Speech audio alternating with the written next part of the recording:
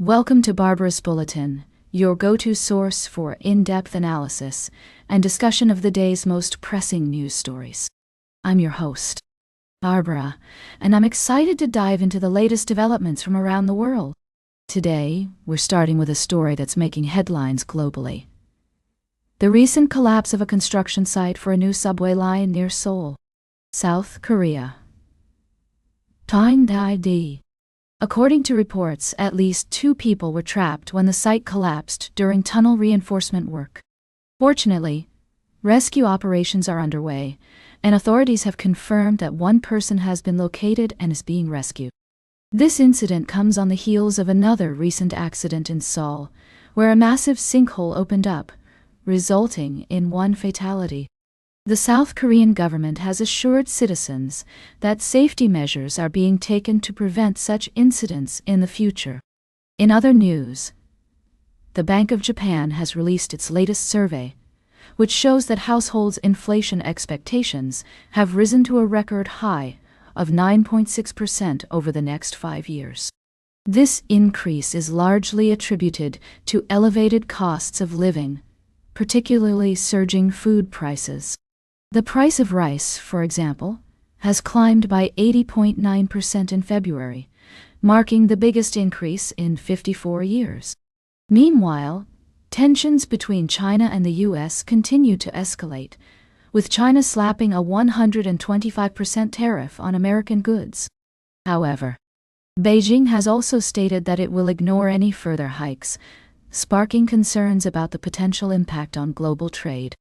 And finally, Japan's foreign minister has announced plans to attend a meeting with his U.S. counterpart to discuss joint patrols in the region, following recent sexual assaults in Okinawa. We'll be exploring these stories and more in depth throughout the show.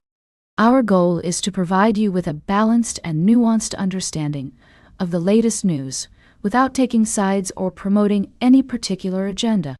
We believe that informed discussion and debate are essential to navigating the complexities of our global community.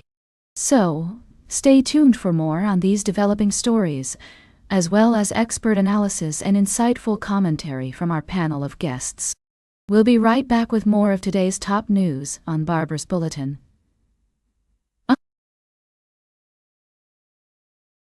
Welcome back to Barbaras Bulletin. I'm your host, Barbara, and we're glad you're joining us again for this segment of our show. Today, we're taking a closer look at some intriguing developments between the United States, Denmark, and Greenland. The relationship between these nations has been making headlines lately, with discussions ranging from defense agreements to territorial interests. First, let's set the stage. Denmark and the United States have a long-standing alliance, and their cooperation extends into various areas, including defense. Recently, the Danish parliament began discussing a bill that would ratify a defense agreement between Denmark and the U.S., aimed at bolstering Denmark's defenses in the face of increasing threats from Russia, especially given the ongoing conflict in Ukraine. However, not all parties in Denmark are in favor of this agreement. Some have expressed concerns about the implications of such a pact, including how it might affect Greenland, an autonomous territory within the Kingdom of Denmark. The situation is complex, with Greenland having its own say in certain domestic matters, but relying on Denmark for defense and foreign affairs. In a related development, there's been a significant change in leadership at the U.S. military base in Greenland. Colonel Susanna Myers, the commander of Pitufik Space Base, was removed from her position due to what has been described as a loss of confidence in her ability to lead. This decision follows an email she allegedly sent to personnel, distancing herself and the base from comments made by U.S. Vice President J.D. Vance during his visit to Greenland. Vice President Vance's trip to the Arctic region was notable for his criticism of Denmark's spending on security for Greenland, suggesting that Denmark had not done enough for the island's defense. His remarks, along with the long-standing interest expressed by President Trump in possibly annexing Greenland for strategic reasons, have been met with a unified response from both Denmark and Greenland, firmly opposing any such move. It's worth noting that while there are some in Greenland who aspire to independence from Denmark, there is little appetite among Greenlanders for becoming part of the United States. The historical and cultural ties between Greenland and Denmark are significant, and any discussions about the future status of Greenland must consider the wishes and rights of its people. As we navigate these complex geopolitical dynamics, it's essential to approach the situation with sensitivity and an understanding of the multifaceted interests at play. The defense agreement between Denmark and the U.S., the leadership change at the Pituffik Space Base, and the ongoing discussions about Greenland's future all underscore the need for careful diplomacy and cooperation. Stay tuned for our final story of the day, right here on Barbaras Bulletin. Welcome back to Barbaras Bulletin. Today we've been exploring the complexities of global politics and current events. As we wrap up this episode, I'd like to bring your attention to a critical situation unfolding in Syria.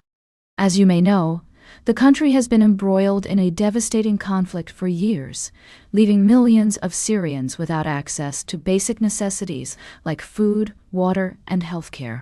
Recently, a new government has taken power, led by a figure named Shara, who is associated with the Hayat Tahrir al-Sham group. While some see this development as an opportunity for stability and reconstruction, others are concerned about the implications of HTS ideology and the potential for further violence. The new government faces significant challenges, including rebuilding the economy, addressing sectarian tensions, and navigating the complex web of international relations. One of the most pressing issues is the economic crisis, with the UN warning that Syria's economy may not recover to its pre-conflict levels for nearly 6 decades. The country is heavily sanctioned by the United States, which limits investment and hinders reconstruction efforts. The European Union has eased some sanctions, but more needs to be done to support the Syrian people. Furthermore, sectarian violence remains a major concern. Recent killings in Alawite villages along the Syrian coast have sparked fears of renewed communal strife. Shara's government has appointed a committee to investigate these incidents, but it's essential that they take concrete actions to address the root causes of these conflicts and ensure accountability for those responsible. As we consider the situation in Syria, it's crucial to approach the topic with nuance and balance. While some may view the new government as a step towards stability, others see it as a potential threat to minority rights and regional security. It's essential to listen to diverse perspectives and prioritize the needs and concerns of the Syrian people. As we conclude this episode of Barbaras Bulletin, I encourage you to stay informed about the developments in Syria and their implications for the region and the world. Remember that complex issues like these require careful consideration and thoughtful analysis. That's all for today's Barbaras Bulletin. Remember to like, share, and subscribe. And until next time, stay engaged.